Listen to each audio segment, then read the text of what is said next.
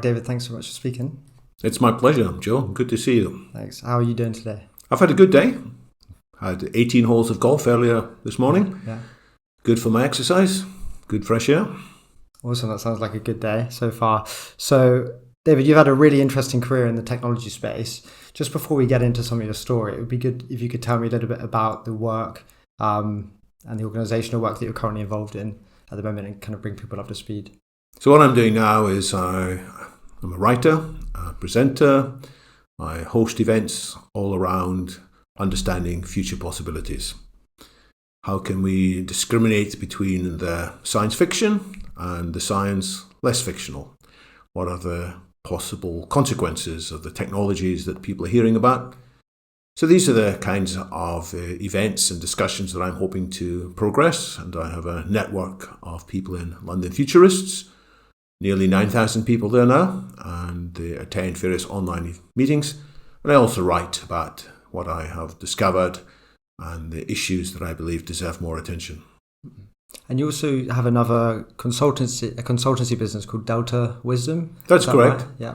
So occasionally I get involved in work with companies, businesses or individuals who wish to hire me to give a presentation, facilitate some of their workshops, to do some research tailored to their individual needs. Great. And I found in your LinkedIn profile, you seem to be kind of a member of a few different other organizations. Can you say a bit about those, the transhumanist one and a few things like that? Yeah. So I sit on the board of an organization called the IEET, that's the Institute for Ethics and Emerging Technologies, which is a techno-progressive think tank that was established nearly 20 years ago now. And it does the same as what I'm really interested in, namely it looks at issues arising from emerging technologies. So I sit on the board of that. I also co-founded an activist organisation called Transhumanist UK. So rather than just looking at future possibilities and trying to evaluate them, transhumanism says, well, there are some particular futures that are desirable and they're possible, and we should do what we can to accelerate these good futures. So we can talk more later about what transhumanism involves, but it's enhancing human capabilities, not just in an incremental way, which means I might hit the golf ball a little bit further or more accurately, but we might live much longer than we currently do. We might be much smarter than we currently are and less depressed and so on. Okay, great. So it would be good to kind of go back to the start before we get into some more of that. So can you tell me a bit about when you first realized you were interested in technology and how you got interested in everything like this? Well, like many young child, I was fascinated by the science fiction section of my local library. I think I read all of the books in science fiction in the children's section and progressed as soon as I could into the adult section too. So I was interested, as most people were in the 1960s, in the possibilities of humans landing on the moon and then going to Mars, having flying cars and big thinking brains that might one day outperform humans in all kinds of intellectual tasks. So I was interested in that. I got my first degree in mathematics. Second subject that I studied was philosophy of science. And then I applied some of that in the field of software engineering. A friend of mine said to me, David, you've got a good brain, you should learn C, which was a programming language that was significant in the middle 1980s. So I got a job sort of accidentally at a high-tech company called Psion, that's Psion, who were making organizers. And when I got there, I suddenly realized it's a much more interesting company than I had expected. They were actually creating devices that weren't just of interest to yuppies, that's young, upward, mobile professionals, but actually they had all kinds of good applications in them. That meant that people didn't need old-fashioned address books, that meant they could have better alarm clocks, better calendar management, and all kinds of things. So I joined that group there. And it was quite clear that these devices would improve in leaps and bounds over the years ahead. They wouldn't just remain in their present format. And as well as discussing with my colleagues in science technical questions like how could we write really efficient software that was robust and wouldn't crash in awkward ways, wouldn't run out of memory. We also discuss from time to time, well, what are the applications that people are going to want to use when the devices are more powerful, when they are larger? And what do we need to do to anticipate that? So without realizing it, I was once again a futurist, not as a young boy anticipating going to Mars, as it were, but as a hired engineering manager, working out which skills should we anticipate would be important a year or two down the line. So in due course, Scion gave rise to a company called Symbian, which was spun out. It was bought or invested in by the three giants of the mobile phone world in 1998. That's Nokia, Ericsson and Motorola, who had about 13 to 18% of the phone market each in these long ago days. They invested in a unit in Scion called Scion Software, valuing it at £100 million. And we had at that time about 150 employees. And we focused from then on at not just mobile computers in general, but at a crazy new idea called smartphones, that one day people wouldn't have ordinary mobile phones, people would have devices that would fit in their pockets, that would keep everybody connected, and would also give them access on the move to the internet and to all sorts of messaging and all sorts of other apps. And in Symbian, for a while, I ran technical consulting, but in due course, I ended up responsible for research and innovation, which again is a futurist role, thinking, well, what are the threats coming up? What are the things that would change our business? What are the things that could put us out of business? What are the things that we can take advantage of in due course, which at one particular time wouldn't be ready, but if we acquired skills in it, would be very significant a year or two's time later. So I spent 4 years as head of research for Symbian. And that led me, round about the same time, 2008, to become involved with a discussion group. It was called Extra Britannia. Actually, I'd been going there for 3 years, so I missed that bit of the story out. But I had met people through an online search who were very interested not just in what the future of mobile phones would do, but what the future of humanity could be if we really applied these technologies in a thoughtful and profound way. So this was sometimes called the UK Transhumanist Association, sometimes called Extra Britannia. Extra refers to a term called extropy, which is the opposite of entropy. Entropy is a scientific concept that basically says if you leave things to themselves, they'll tend to fall to pieces. They will become less ordered, more messed up. That's the way of the world. But life fights against that tendency towards entropy. So some early transhumanist philosophers, including Max Moore, coined this term extropy as the opposite of entropy and said we should do what we can to understand extropy and support it. So that's why this organization was called Extra Britannia. I attended their meetings, and in 2008, as I mentioned, I became responsible for running it. Since the previous founder had stepped down, he had family issues and he was moving further away from London. I said I'd run it for 3 months until it was time for somebody else to take over. But that's now 13 years ago, and it changed its name to London Futurists along the way. Brilliant. Okay. So you said you were very interested in science fiction. That was one of the ways you got started. What was it about science fiction and the stories you read that captured your attention so much? You think led you here? What were some of your favourite stories, maybe?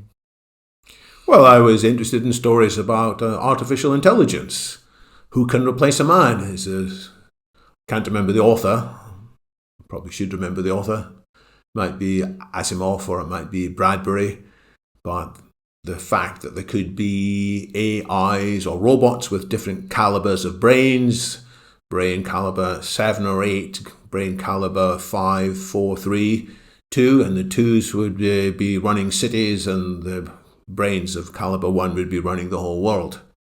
But still in there was a role for something different that humans had, which the AIs or robots couldn't have. So that was one example that stuck in my mind. There was another story about a planet which was visited where people somehow got by without money. And this was explored. Well, what if people cheat? What if people take advantage of the generosity of everybody else? Well, they'll soon be found out and they won't be able to survive. So that was an exploration not just of future technology, but of alternative social systems.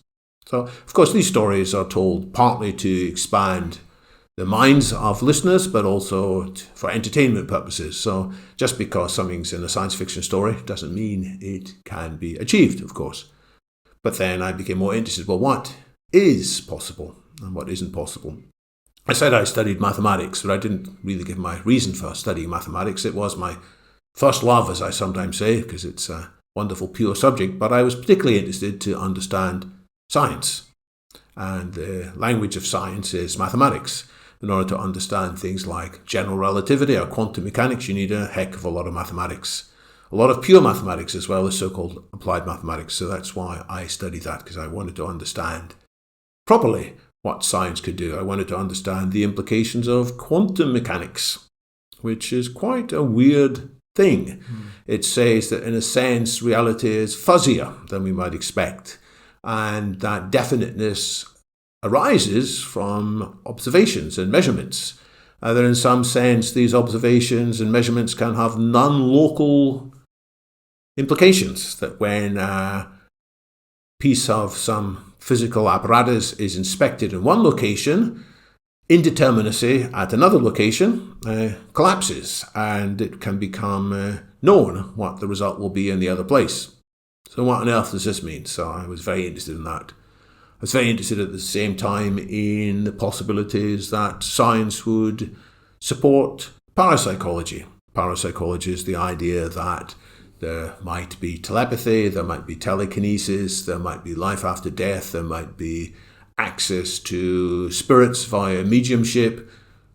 And many people said, well, don't be stupid, this is against the laws of physics. And other people said, aha, not so fast. Physics, general relativity, and quantum mechanics is actually much more open-minded as regards these things. So that's why I studied, because I wanted to understand what would be possible in the future. And then you studied philosophy of science after mathematics. What was the idea with the slight change in course there to philosophy?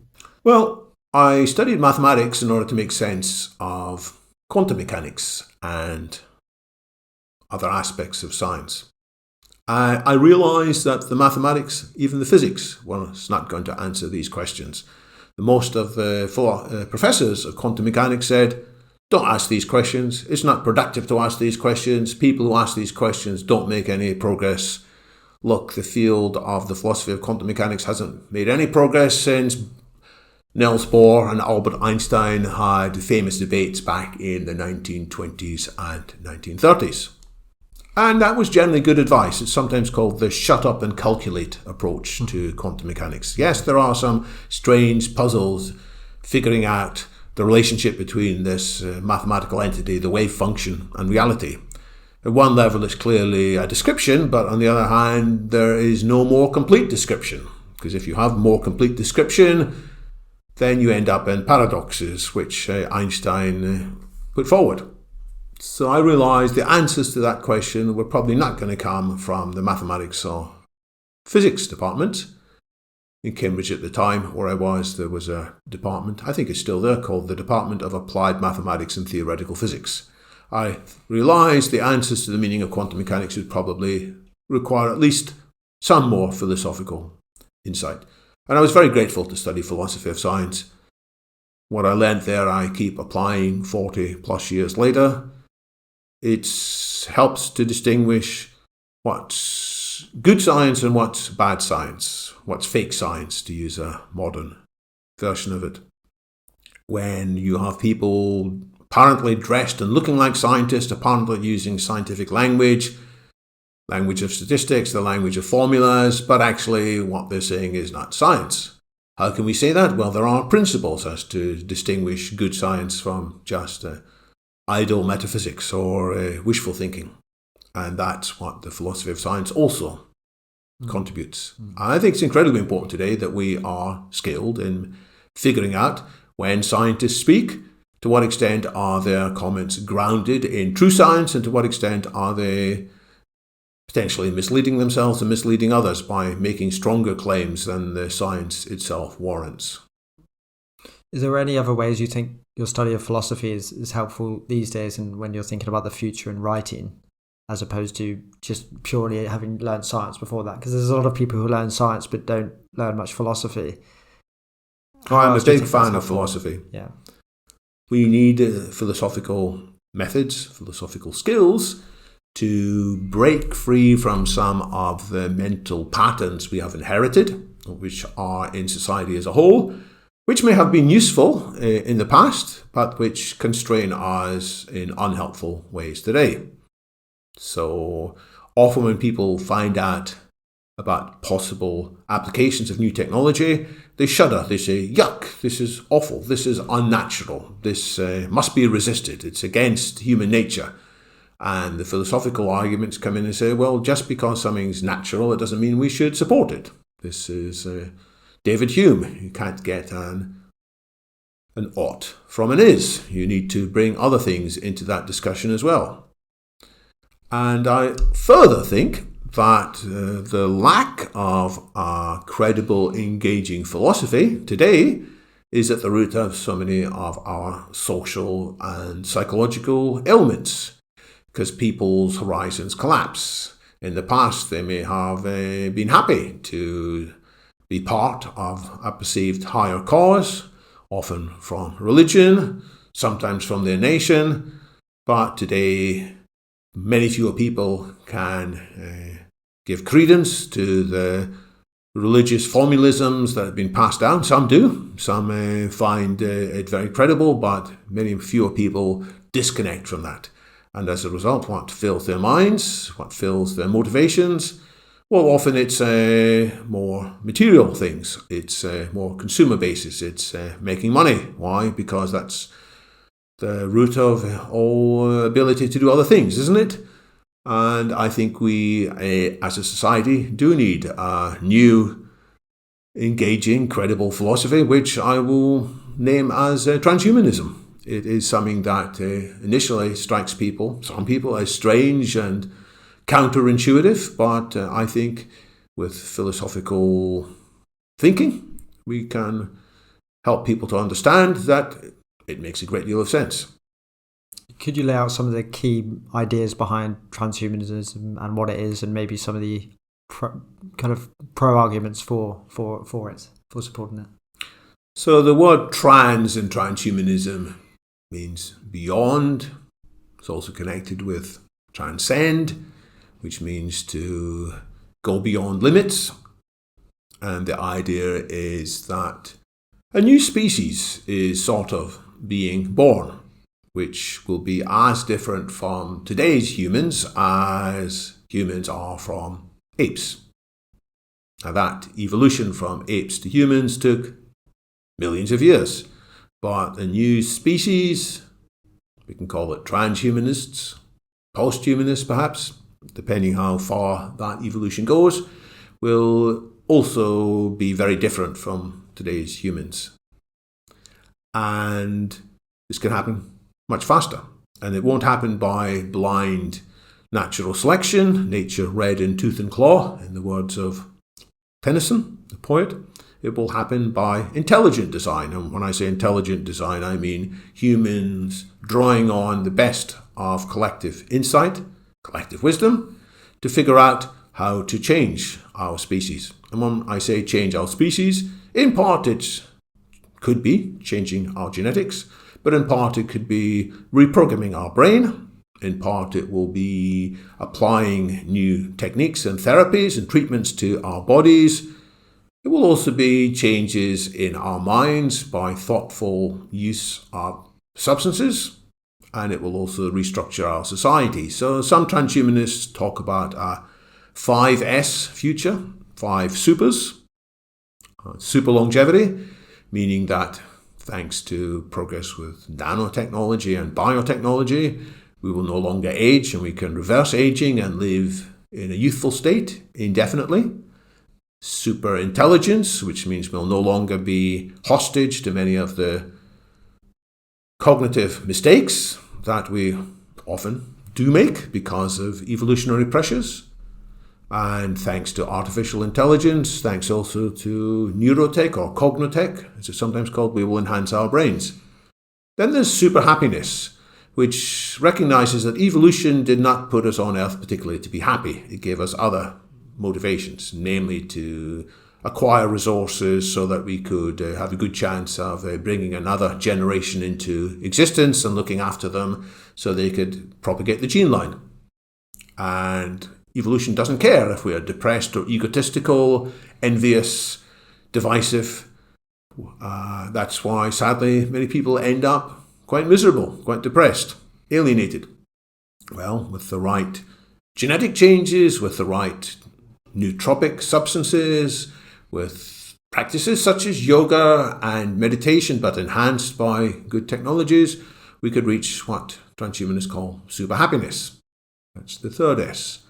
Then there's a transformation of our social structures from today's quite ineffective democracy with all its troubles to what is sometimes called a super democracy, in which the best insights of all humans will be supported and brought to the surface rather than the insights or the opinions of the loudest and most powerful. And the age-old tendency towards abusing power, the famous phrase, power tends to corrupt, absolute power corrupts absolutely.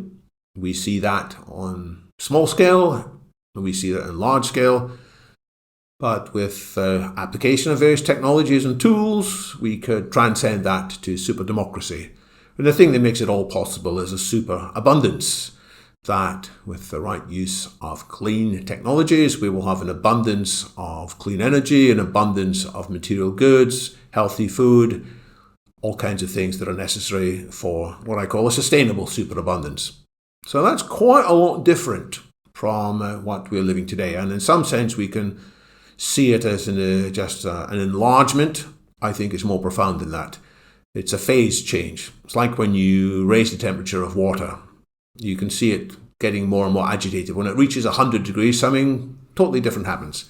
So I believe in the same way that as we apply the technologies of the fourth industrial revolution, nanotech, biotech, infotech, and cognotech, as we reach towards the fifth industrial revolution, in which artificial intelligence reaches the level of artificial general intelligence, we can uplift ourselves in a very profound way to leave behind the traumas that I've discussed. You talked about people's reaction to transhumanism and related ideas is sometimes, quite often actually, full of quite surprised, and people are a little bit shocked and claim it to be unnatural and this kind of stuff. How have your friends and family taken to some of your opinions and views? If you tell them about the fact that you're a transhumanist, what do they think about that?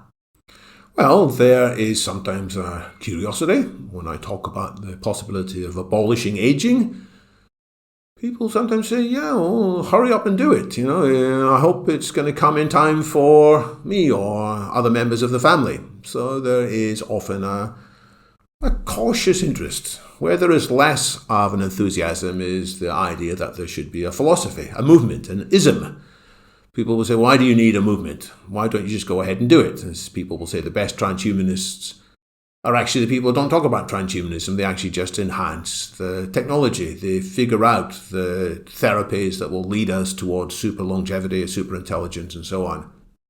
But I think we do need a movement. I think people need to have questions answered. They will naturally think, hang on, if we're all living longer, won't that mean? And there's about 12 common questions that people come up with as to, won't that mean some terrible consequence? They may say, it will be good for us as individuals, but you've got to look at it from the social point of view, from the environmental point of view, and it'll be bad too. So you need to have a set of answers ready.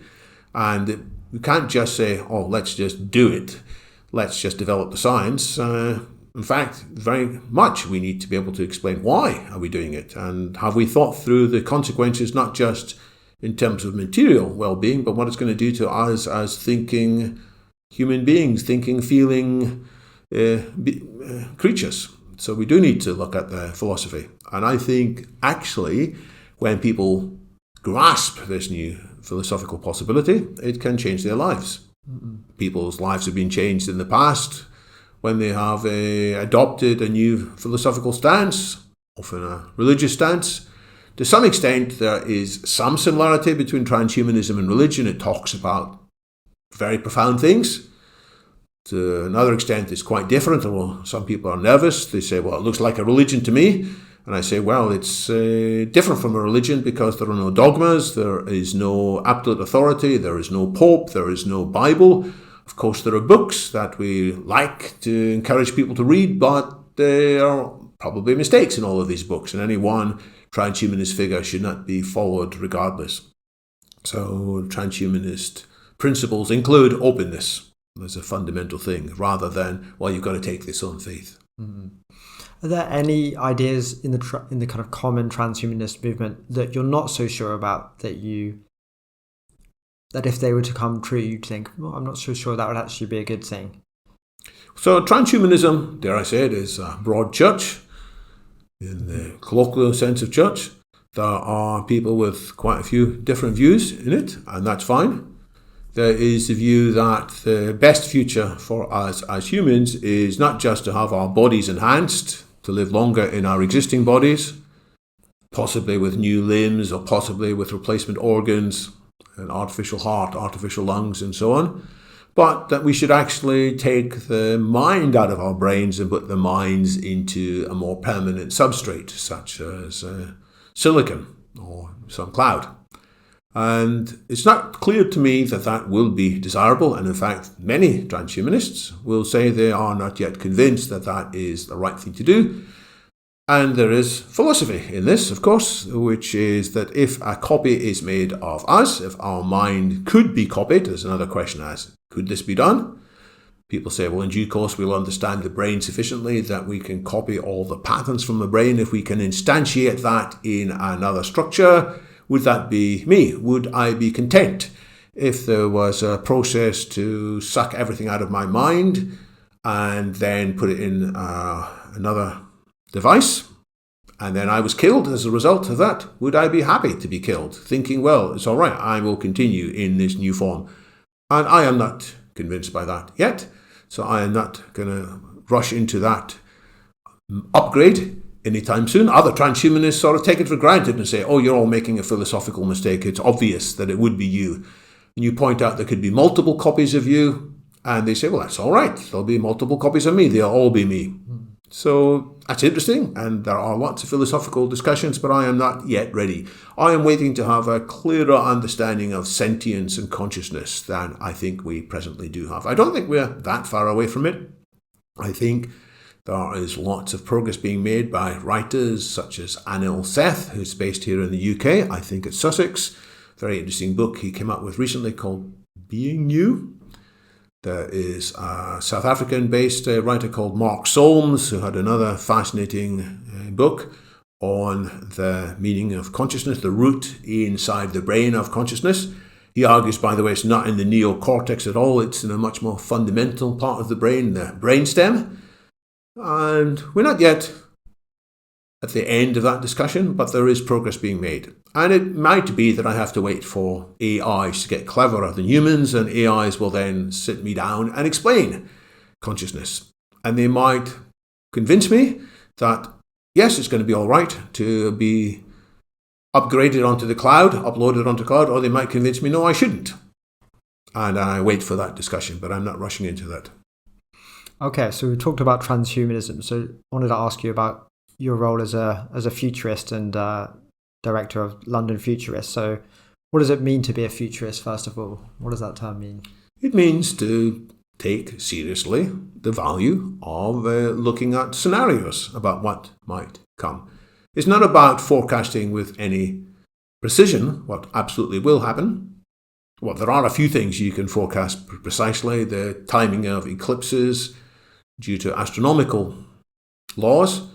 But even if you look ahead to an eclipse, it isn't clear ahead of time whether you're going to see it, because even within a few hours of the eclipse, it could be unsure whether clouds will be in the way. This is a personal story of mine. In 1999, I travelled with my family to see the solar eclipse in Luxembourg. We thought that's a nice place to go. We had a family holiday there, but even a few minutes before, we didn't know how much we would see because of the uncertainty of meteorology, when a small little change can easily be compounded. Uncertainty in initial conditions. The famous phrase is a butterfly will flap its wings on one side of the world and a tornado will result, or not, depending on how the butterfly flaps its wings. That might be a little exaggeration, but there's certainly a lot of magnification of uncertainty, especially when humans are involved. So futurists are not in the business of saying definitely in 2043 this is going to happen and definitely in 2025 this is going to happen, but we are in the business of helping people to think through these scenarios, helping people to overcome their future shock, which can either be a three-letter word called wow, this will be wonderful, wouldn't it? Or another three-letter word, yuck, oh gosh, this is going to be horrible, isn't it? Often these instincts are based on very poor basis. They are extrapolating from our past into the future, and in fact, we might need to think much harder about, well, this sounds good, but there could be lots of drawbacks to it. And this sounds horrible, but maybe actually it wouldn't be too bad after all. I remember when test tube babies were a very controversial subject in the late 1970s. Many people said, yuck, is how abominable. Imagine a young child growing up and learning that mum and dad made them in a test tube. How horrible. They would have psychological scars all their lives, and so on. And the Catholic Church, some parts of the Catholic Church at the time also said, yuck, there will be soulless little devils. And many other people applied a different philosophical stance. They said, well, we've already got too many people in the world, frankly, and we shouldn't be doing anything. If God has decreed that a couple can't have babies the natural way, then we should not be intervening on God's choices. But then Louise Brown was born, and a lot of that yuck changed. People saw that this baby seemed to be as soulful as any other baby and could bring as much pleasure to that family as other children conceived in the traditional way. So there's an example. And we have to help people overcome their initial biases to think objectively. It doesn't mean to say the yuck is wrong. It means we have to find more rational reasons to oppose things, or more rational reasons to say, well, this is attractive after all, despite some initial reservations. So it must be exciting thinking about a lot of these future scenarios. But on the other hand, does it ever do any of the things you're pondering about fill you with terror or anxiety ever? Some of the things that could go wrong. What's it like being a futurist? Is what I'm asking. Well, there is a lot of terror. There are a lot of ways in which society, technology, could go cataclysmically wrong. So in some of my writing, I talk about 11 landmines. These are things that could blow up, literally or metaphorically, en route to the possible sustainable future, sustainable superabundance that is within our grasp. So nuclear weapons is one obvious example, back in the news again recently.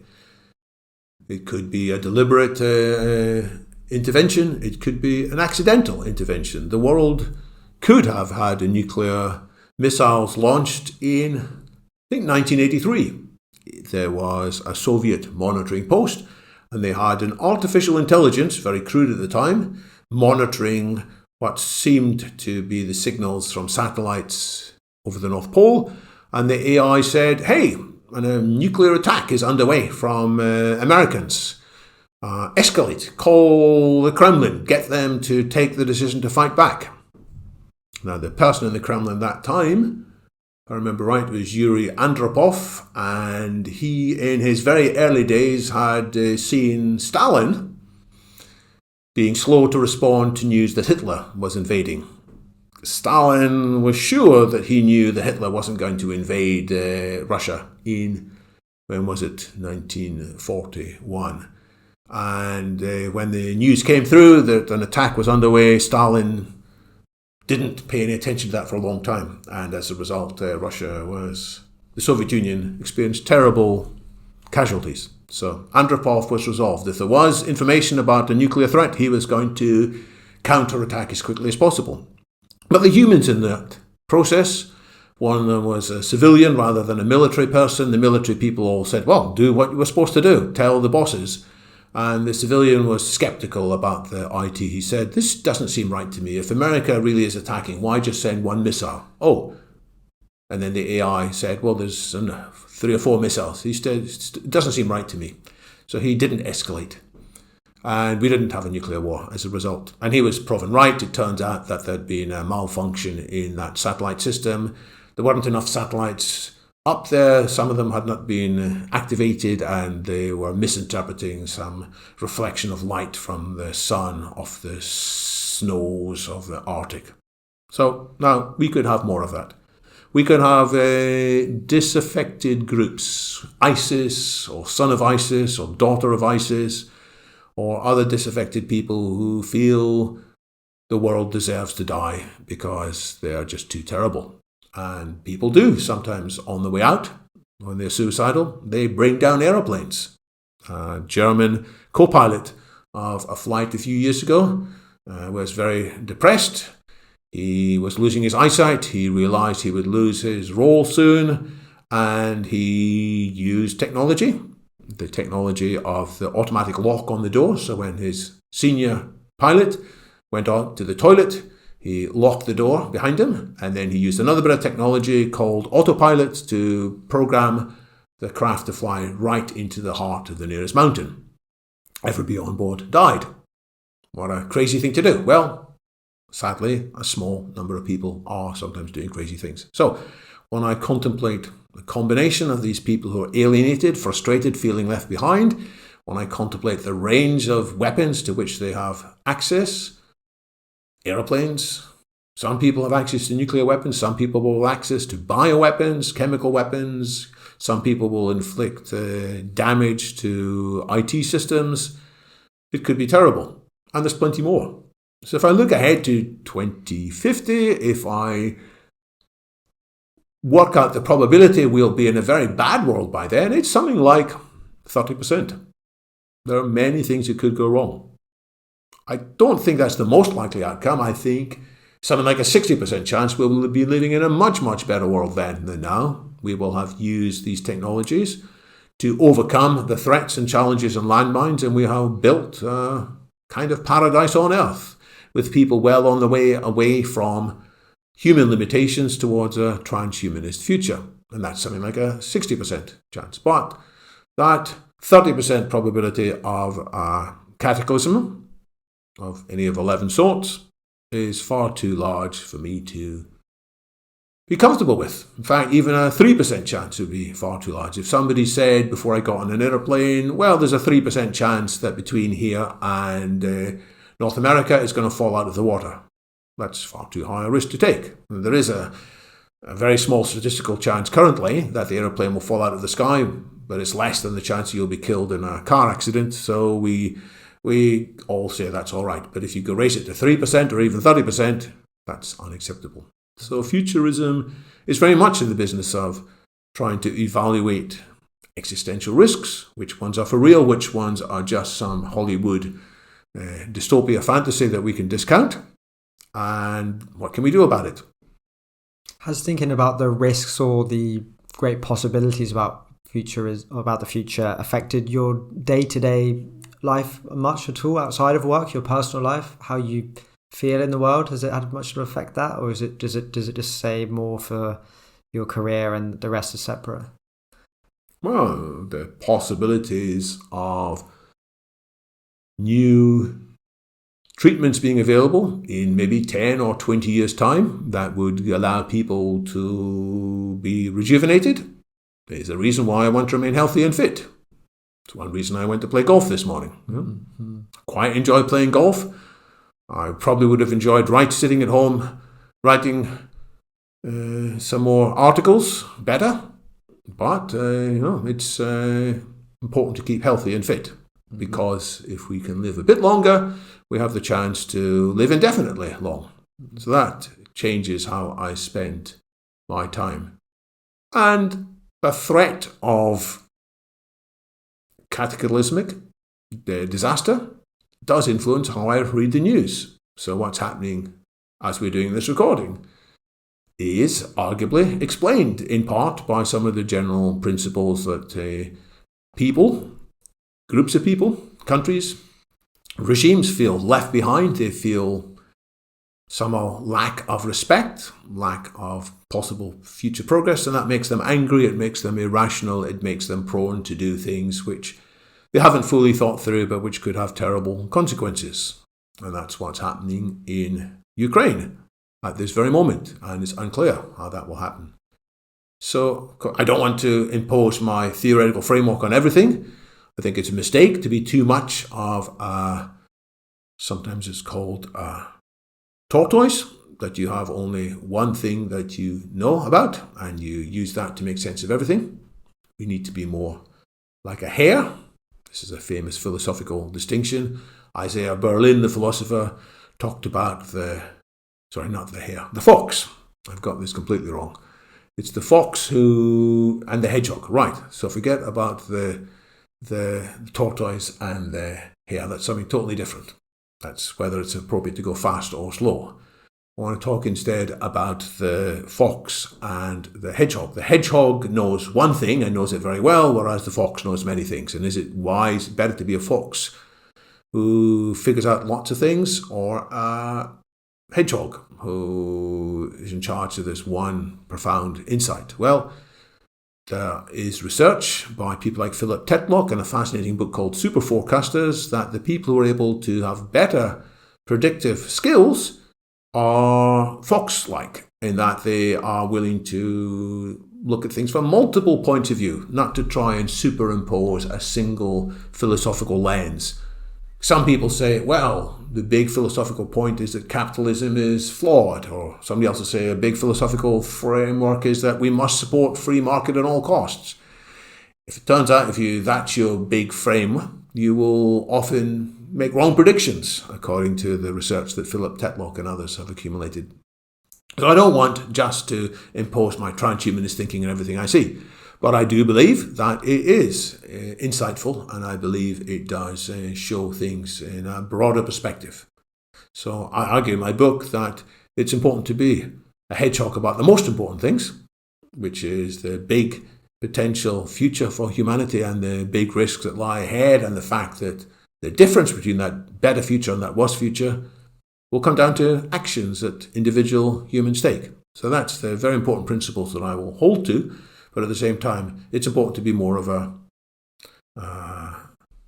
fox, or sometimes called a polymath, which you can look around and find insight from multiple points of view. Mm-hmm. So apart from science, philosophy, technology, what are some examples of things you try and read about to broaden your perspective? Do you read much history? Do you read what are some other things you do? Well, I think history is a very important subject. I often say that the best foresight comes from having better hindsight. You need to look at what actually happened in the past. There are theories of the future which are often one-dimensional, and they will often draw upon stories of the past to bolster them, but frequently the stories they tell of the past are far too simple. And they will say, well, of course, they're simplifications and they're telling the essential truth in what they say. But I believe a lot of what's missed out in these stories is critical. So often what's missed out is the human contribution to determining what happens. Sometimes people will say, well, it's iron laws of history. We are on this trajectory in which technology is indefinitely going to get better. Look, that's the story of history, and the actions of individual humans, institutions, didn't make much difference. And I would say that's totally wrong. The actions of individual humans, the thoughts that humans had, the institutions that humans had, the cultures that we had, often did determine what happened and what didn't happen. And so it is appropriate, very necessary to read history. And in my own writing, my most recent book, Vital Foresight, there are lots of historical stories as to what actually happened, and I try and draw my conclusions from there, and I claim that these insights are more fully grounded in a rounder view of humanity that sees the economic dimension, the philosophical and psychological dimensions, the social dimensions, the gender dimensions, as well as just the fact that technology by itself can improve in feedback cycles. Mm-hmm. Speaking about influential individuals and how much they can change things, who are some people on Earth at the moment that you think may determine, for better or for worse, I suppose, the future of humanity? Who are some people that stand out? Well, we should talk about Demis Hassabis, who is the founder of DeepMind, now a part of Google. And DeepMind is the company that is probably most likely to create artificial general intelligence. If you have to figure one out, DeepMind drawing upon the insights of Google as a whole, but with a fascinating set of ideas that they're developing. And it's not just one idea, by the way. Sometimes people say all they're doing is simple statistical inference. Deep neural networks are just some complicated piece of matrix mathematics. That's not true at all. There's a lot more in what DeepMind are doing. It's a combination of deep neural networks and lots of other things like deep reinforcement learning and some good old-fashioned artificial intelligence of a classical type. So they're bringing it together in interesting ways. The mission statement of DeepMind is sometimes stated as 1, solve intelligence, 2, use intelligence to solve all the other problems in the world. And if you ask what's meant by these other problems, they will talk about climate change, the distribution of resources in a way that's fair and just, solution to diseases such as dementia and cancer and aging. And we humans are making some progress, but not very much on these questions. But if we have a better intelligence, then we can solve these problems more fully.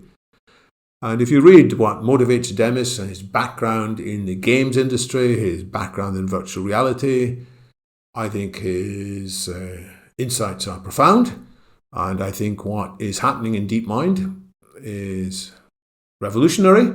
They have a lot of neuroscientists engaged as well as a lot of mathematicians. They are learning as much as they can from better insights into the human brain. So there's one person, actually a group of people, but he is the first among equals, and a remarkable set of people at DeepMind who might be bringing about artificial general intelligence sooner than is generally understood. I could also point to Max Tegmark, who is a theoretical physicist who has written widely on implications of theoretical physics, a marvelous book called The Mathematical Universe. I may have got the name wrong, but it looks at the history of science and has big insights into 4 levels of multiverse in the cosmos. But in the course of his research, he, like me, was fascinated at the risks that could prevent us seeing our long-term destiny in the cosmos, things that will get in the way. So he created the Future of Life Institute, based out of various universities in the Boston area in New England. And what they're doing is profound as well. And he wrote another book, Life 3.0, I think.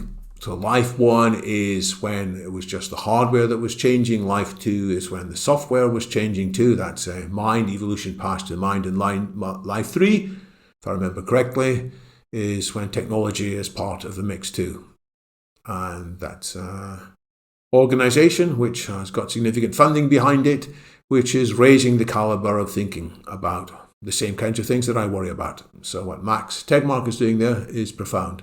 There are other such organisations, one in the UK, in Oxford, headed by Nick Bostrom, who co-founded in 1998 what is the world's largest global transhumanist community, called initially the World Transhumanist Association. So he has written profoundly as well on many of these same topics. Have you met either of these 3 individuals or been at an event with them? Or yes, I've met all 3. And in fact, before DeepMind was publicly announced, one of the co-founders of DeepMind, Shane Legg, think he's from New Zealand. He did his research partly in Switzerland and partly at UCL. He gave a talk at London Futurists in, I think, 1999. No, I'm sorry, 2009. Got my decades wrong there. Which was recorded, but in these days you could only put 10 minutes of videos up to YouTube at a time. And it was recorded from the side. So if I'd been really smart and if I'd been interested in making money, I might have invested in DeepMind at that time.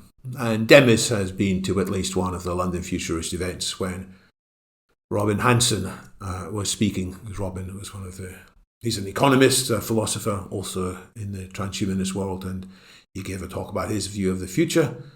And Jan Tallon, the two of them did a double act at a London Futurist event. Jan Tallon, he's the one who was the early investor in DeepMind. He made his money in Skype. He was the founding technical genius behind Skype.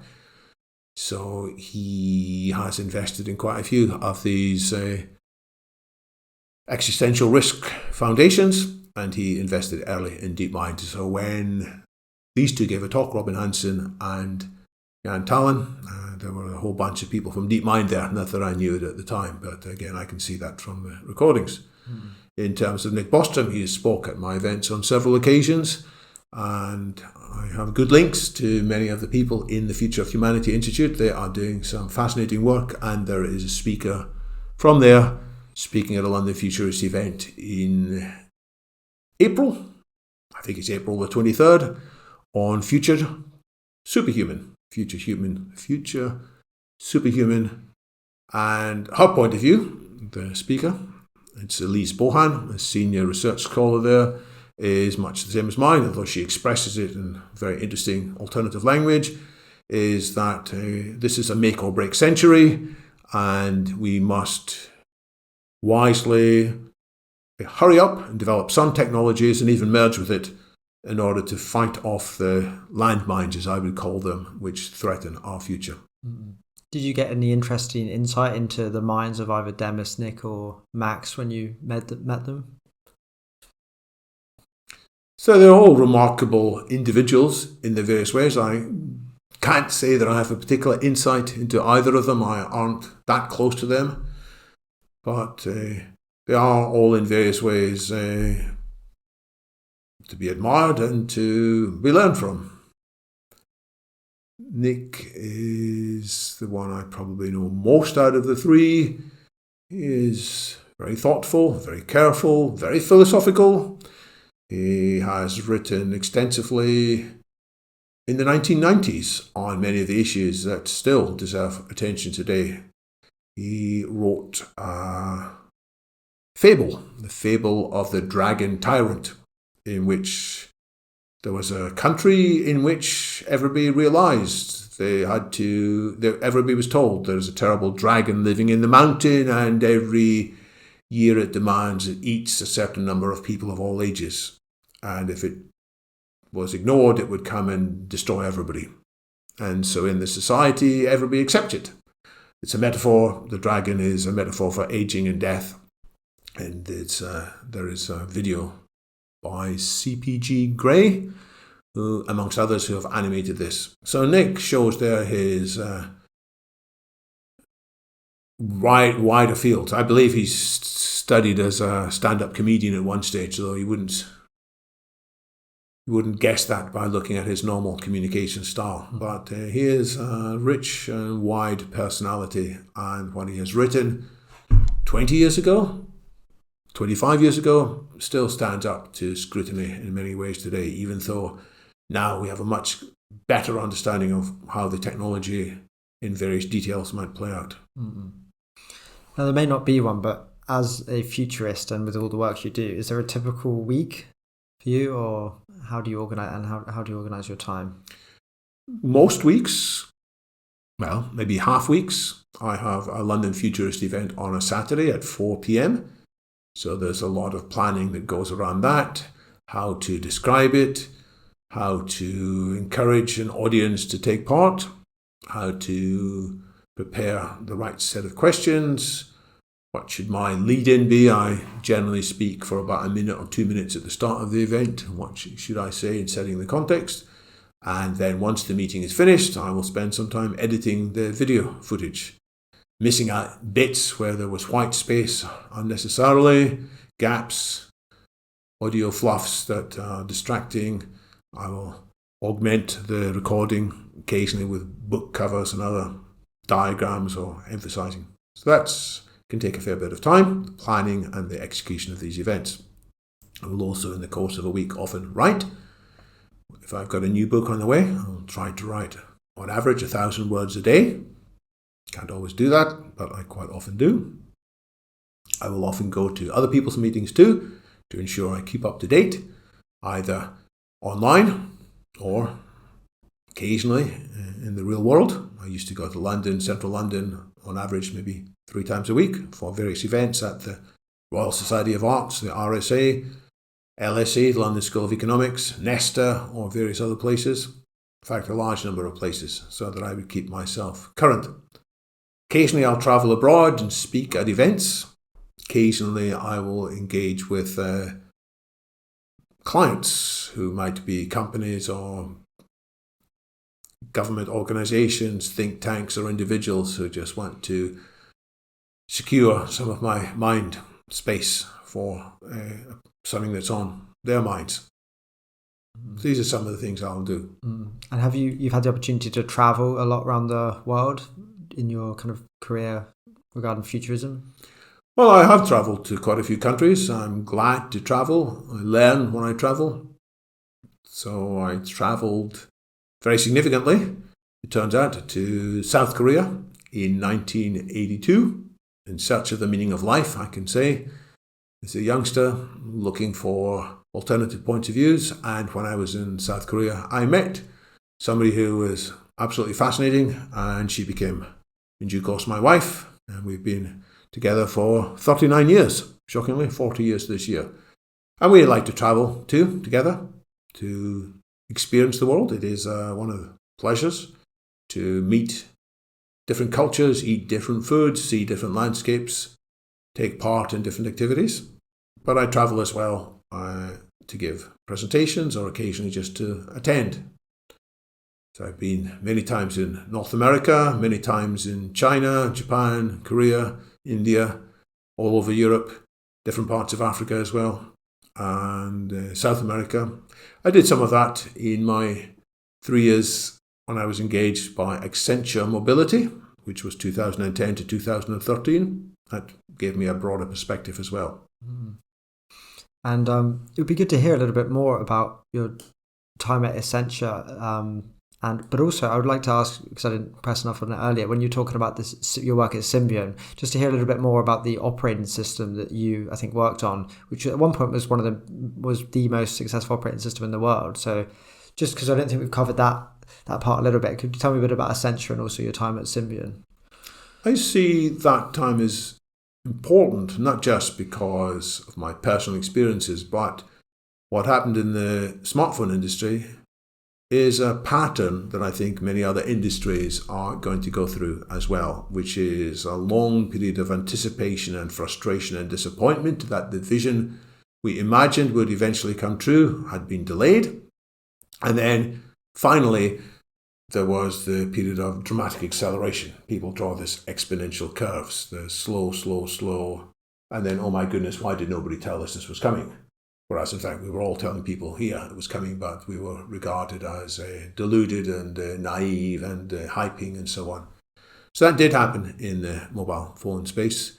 In 1998, we had the vision that more and more people would want to have phones with applications in them, that they would have access to their online resources, they would have games, they would also, we understood from the beginning, have educational value. They would also have value for people's health in due course. One of the applications that was earliest on the mobile computers from Scion was by TomTom, which was a navigational app. Early on, there was no GPS, but there were maps. And it was one of the most popular apps on the Scion handheld. So we imagined that navigating would be important as well. So we had these business plans that if our investors, initially Nokia, Ericsson and Motorola, later on we were joined by Panasonic, Siemens, Samsung, I think that's them all. I apologise if I've missed one out. And there were several rounds of investment, so others invested more than once. And we had business plans every time, and the first few times we said we thought our smartphones would reach various volume sales and certain dates, and that our platform, the operating system that would enable these apps to work on all these different phones, that an app that was written for one of the Siemens phones would work with minimal change on a Samsung phone as well, and so on. That would have various features by various times, and we were delayed and delayed. We had lots of new things in each release, but we didn't have quite as many things in the release that we had convinced ourselves was possible, and that our clients, our licensees, had expected. So there was lots of disappointment. And then by around 2004, 2005, 2006, the sales got larger and larger.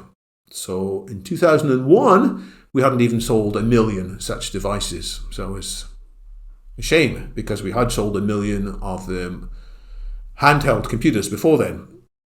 But I wrote a document, inspired and in collaboration with some of my colleagues in 2001, that said, all right, even though we haven't sold 1 million yet, by 2007, roughly, there will be 100 million such devices on sale. And here's why.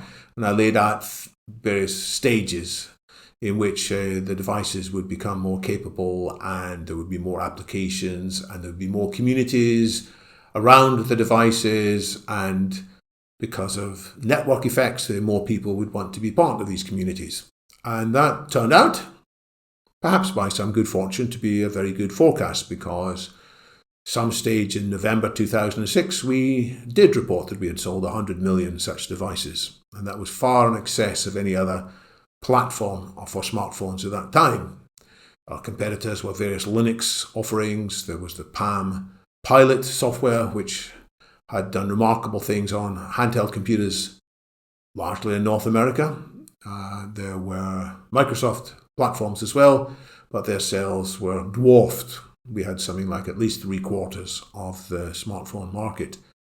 And that continued, and so that by another 18 months from passing the milestone of 100 million devices, we had sold another 100 million devices. So it went slow and then fast. And then by another 3 years, we had sold a total of 500 million such devices.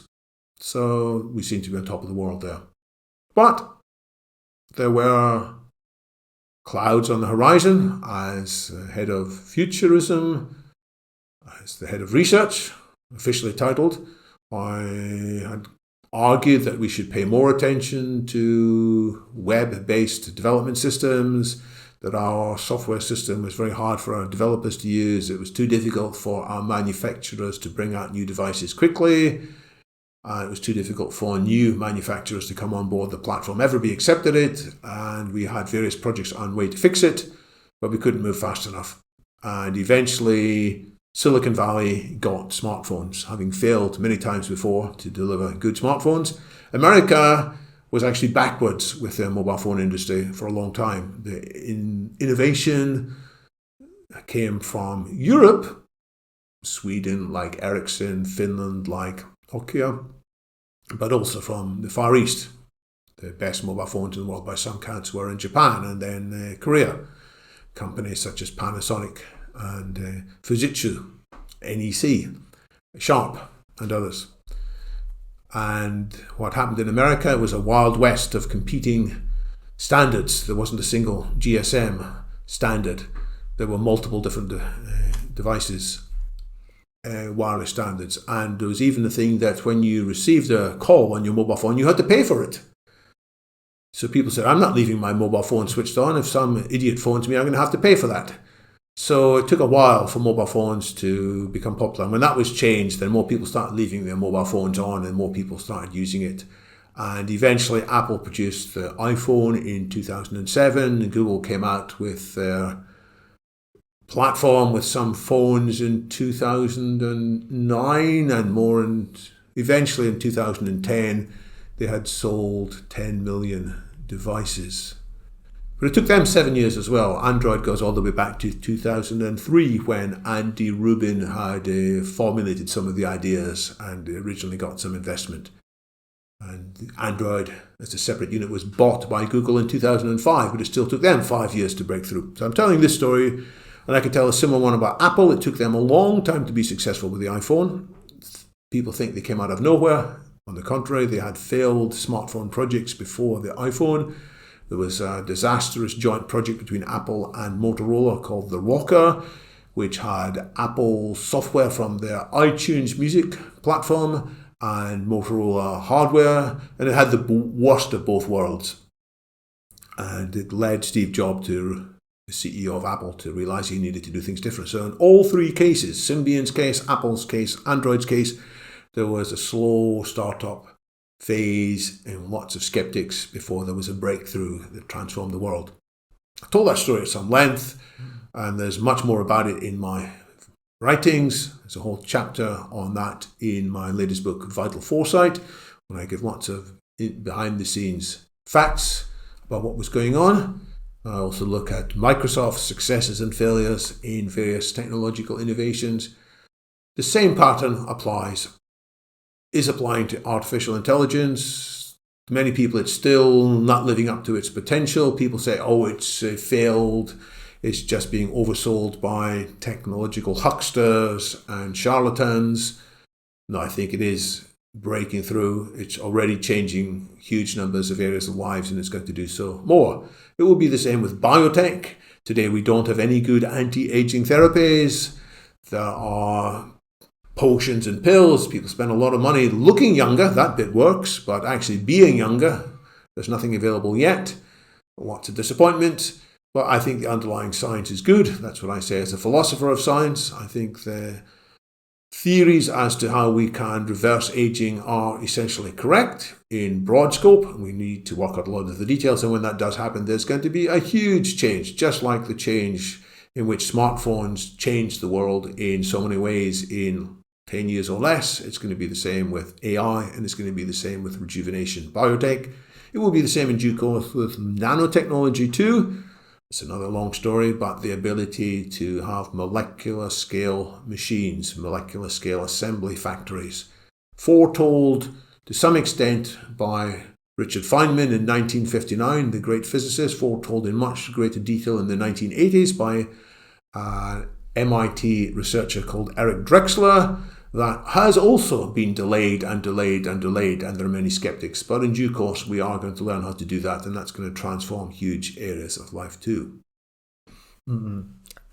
That's really interesting. And I just wanted to bring it back, though, before I forget, to something you said a minute ago. When you went to South Korea, I think you said you went there slightly motivated by the pursuit to understand the meaning of life. Can you tell me a bit more about that adventure and what you meant by that? So, like a youngster, I wanted to find some broader understanding about philosophies, religions, different wisdom, and I'd already spent 4 years in Cambridge University by then, meeting lots of different groups and having my mind changed and enhanced. And I thought that there might be more wisdom in the Orient, and I had the chance to go for a conference in South Korea. And they have a different approach to all kinds of things. It was a third world country in those days, but they had a tremendous zest, they had a tremendous heart, I might call it, and respect, and it was remarkable. So I didn't come back with different philosophy, but I did come back with a broader appreciation of how societal change can take place. And every time I've been back to Korea, I felt it's progressed even more since. So Korea was way behind Britain in many ways the first few times I visited, but when I'm there now, I often feel it's a much more advanced society than Britain in so many ways. It's not a one-dimensional thing. There are things we still do better in Britain, probably, but there are remarkable progress in South Korea as well. And so seeing things from multiple perspectives has been helpful. Mm-hmm. So I wanted to ask you about your writing as well. You've read about 10 books, is that right? I am the author of about 7 and the lead editor of 3 others. Okay, brilliant. So can you tell me a bit about your process writing a book? How do you get the ideas, plan it out? Who do you speak to? I'm just intrigued by the process of writing.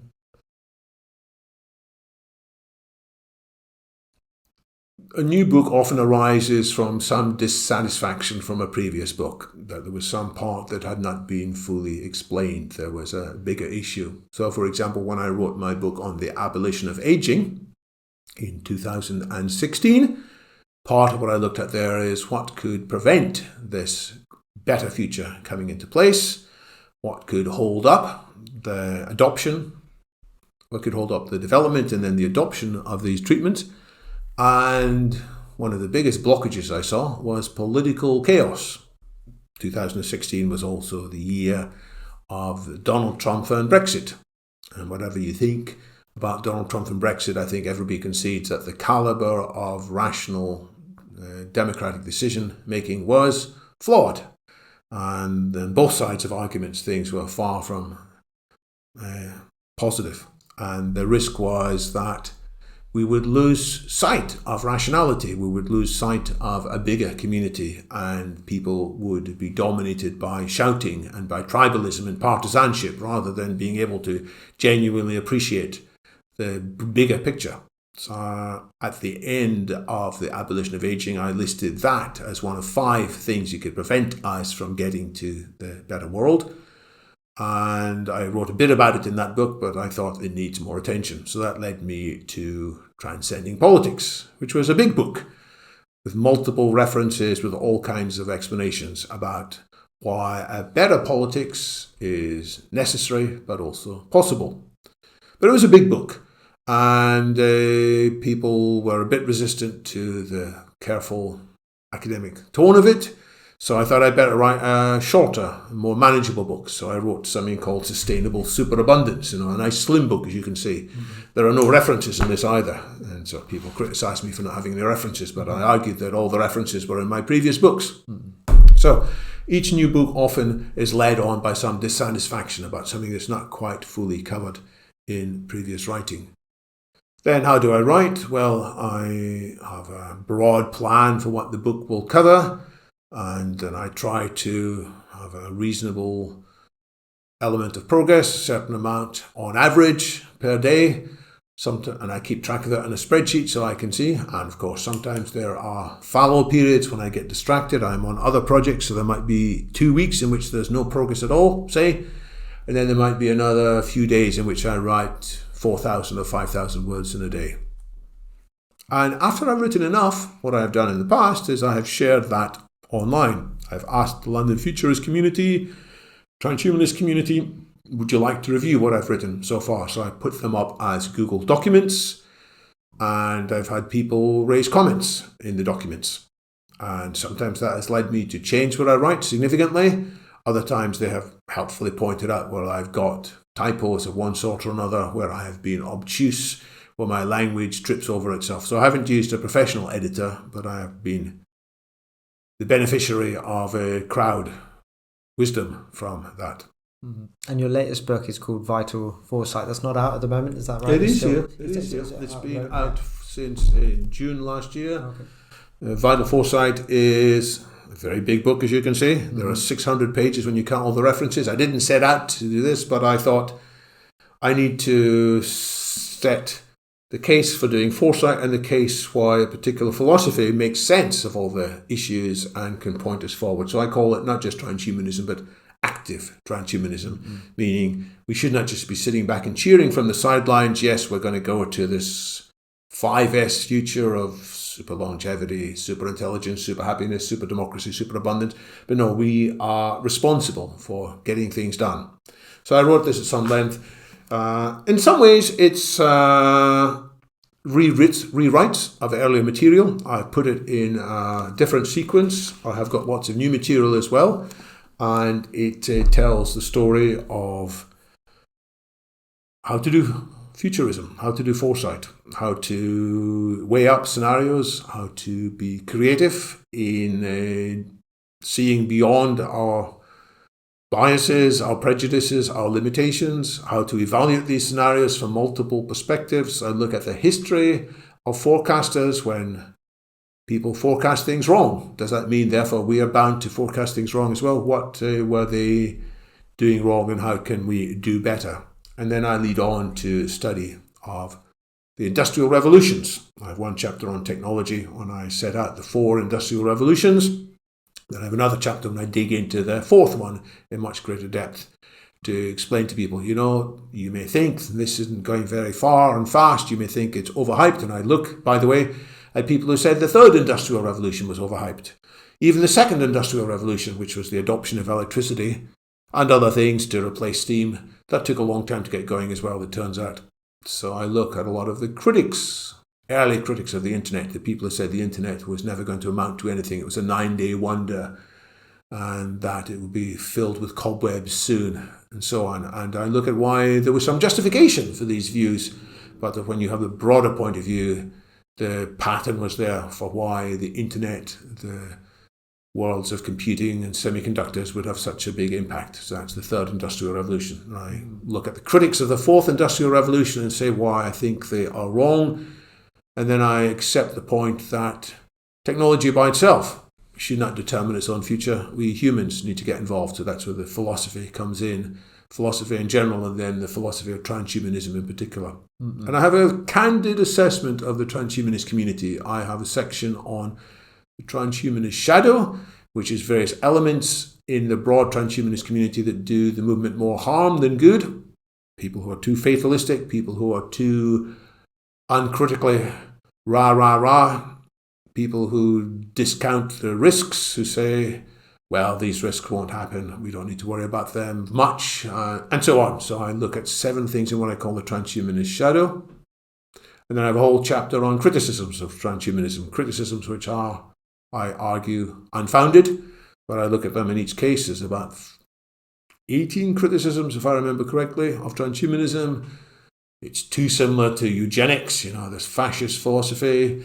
It's too much of a religion. It's too much infested with hubris, wishful thinking, and so on and so on. And I look at all of these and I criticize them, or I show the limits of each of these.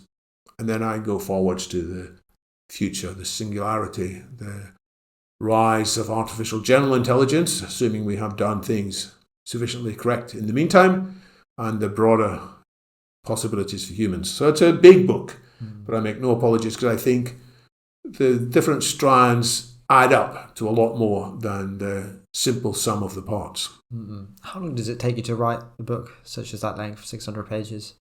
I think it was about 8 months. Mm-hmm. I've got the whole records in my spreadsheet somewhere. Mm-hmm. Are there any, or maybe even many, views from some of your earlier books, views or opinions on things or forecasts or where things are going that you now changed your mind on? Well, I can look back at presentations I gave in 2010 about the future, and I can see what I underestimated and what I overestimated. So in 2010, I was fairly sure we'd all be wearing Google glasses or augmented reality in just a few years' time. That underestimated the technical difficulties of these devices, that they could only give you an interpretation of a small field of view. You had to look in a very particular direction to see the information. I underestimated the issues of battery life and recording, especially when you were recording, it drained the batteries much more. So I think they will come, and I look at things like the HoloLens from Microsoft, and I think it will come, but it's been delayed even more than I expected. Even when I said technologies are delayed, I didn't expect this to be delayed quite that far. On the other hand, I didn't say much about deep networks. In fact, deep networks or deep learning was not even a name in 2010. It was coined, I think, in 2012 as a nice use of words. And in 2012, there were stunning breakthroughs in how that particular approach to artificial intelligence outperformed previous approaches. And that I didn't anticipate either. So that's a field that have gone faster than I expected, whereas others went slower. But I expect that in broad. I expect that some things will be delayed because of complications, and other things might go faster. Okay, brilliant. And I wanted to also ask other authors apart from yourself, people you've read. What are some of your favourite books or favourite authors? Well, I was influenced strongly by the first book on nanotechnology by the writer I mentioned earlier, K. Eric Drexler. He wrote a book called Engines of Creation, which he set out the possibilities, which have not been achieved at all yet. So that's been delayed a long, long time for reasons we could go into as well.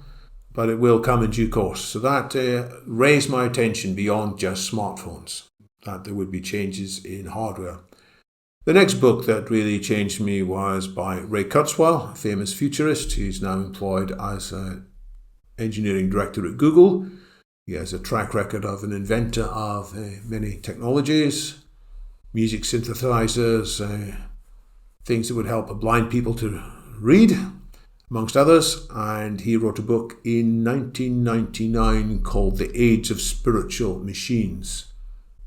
He'd written a previous book called The Age of Intelligent Machines, and that was sort of sensible. You could have machines that were intelligent, but calling machines spiritual was quite a stretch. But I read that, and in that he set out decade by decade for the next century, 21st century, what could happen. And that also raised my consciousness. Now, I've since cooled a little bit on what Ray Kurzweil has foretold. I think he is too locked in to precise dates in a way that can't be substantiated. He does look at the negative consequences, but he always argues, well, we will easily overcome the negative consequences. There are risks with genetic malware, there are risks of biotech, but we'll use nanotech to solve that. Oh, there are risks of nanotech, well, we'll use AI to solve that. Oh, there are risks with AI, oh, we'll use a different AI to solve that. And he's very thoughtful, very impressive. He's a polymath, and I still learn a lot, often when I watch him speak or read him his new articles. So he changed my views. But the author I want to give the biggest shout out to is the person who is the executive director of an organisation I mentioned right at the beginning, the Institute for Ethics in Emerging Technology. His name is James Hughes. He's a bioethicist based in New England. He wrote a book called Citizen Cyborg in about 2005. And he said there will be big changes in technology, but there will be political repercussions. So rather than just thinking about politics as having two dimensions, economic left versus economic right, in terms of what we should be redistributing, then there's the morally permissive versus the morally prescriptive, in terms of what's your views on the role of women or same-sex marriage and so on. He said there's a third dimension that's going to become ever more significant, and it's the up-down dimension, which is, do you embrace technology to go beyond the traditional human capabilities, or do you just say technology should only be about enabling people to live as an average human aspires to? And he says the bioconservatives, and he pointed to various people who had written reports for the then US President George W. Bush. There were people like Leon Cass and others who argued in favour of bioconservatism and said it's good that we age and die. You may not know it, but if you didn't age and die, it would be worse for you, and so on.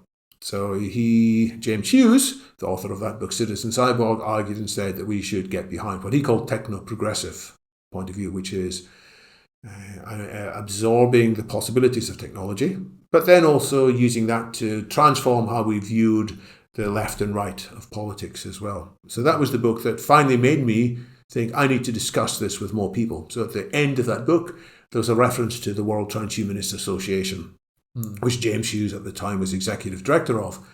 And that had a website which said, there are people meeting in London. They call themselves Extra Britannia. They meet in a pub called Penderel's Oak in the Holborn region of London. So I went and found them, and they started joining their meetings. And as I said, 3 years later, I started running their meetings instead. Great. And so, what are some of your plans in the future with the organisations that you run? Have you got any plans far out from here? Well, my plans often lead in from dissatisfaction in some elements with my previous work. So this book, Vital Foresight, I'm in the process of turning it into an educational course, which I call the Vital Syllabus. So there will be free, accessible, engaging material online, covering all the ideas in this book and many others that have been touched on. And that has been fleshed out already. There's a skeleton that's been created of 24 subject areas, starting with the most important skill in some ways, which is learning how to learn, because there's so much change and we have to be able to unlearn some of the stuff that we learned in the past but which is no longer so useful, how to relearn. So that's section 1. Section 2 is communication, section 3 is agility, and it goes all the way through till 23 is landmines, and 24 is ultimate futures, with transhumanism and technology and lots of other things from my other books in there. So I'm in the process of fleshing out this syllabus, which I believe more and more people will find of value. And it may take 3 years.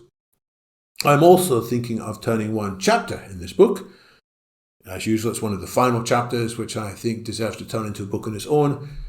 So I won't say more about that now because that's still in discussion with various publishers and various other people. But there's something towards the end of this book which I think deserves more attention in its own. Mm-hmm. And where can people find out more about London Futurists and your consultancy, Delta Wisdom, or just about you in general? Where's the best place online to find out? So you can Google these terms and they should find the londonfuturist.com, deltawisdom.com. I am quite active on social media. I write on Twitter with ID DW2, which is my initials, David William Wood, written with the 2 W's turned into W squared, hence DW2. That's my first love in life, mathematics, reasserting itself. You can find me on Twitter on DW2, and you can find more about me as well on a blog that I write from time to time, which is dw2blog.com. But I welcome people to join the conversation at London Futurists. We are looking, I think, at issues that deserve much wider attention. And if anybody listening and watching to this discussion feels that they have something to contribute to that conversation, possibly as a panelist, possibly as a main speaker, then please do get in touch. Well, thanks so much for speaking, David. It was great to ask you about your life story and a bit about some of your opinions of where we're going in the future. Thank you so much. It's really great to talk. Glad to go into these things.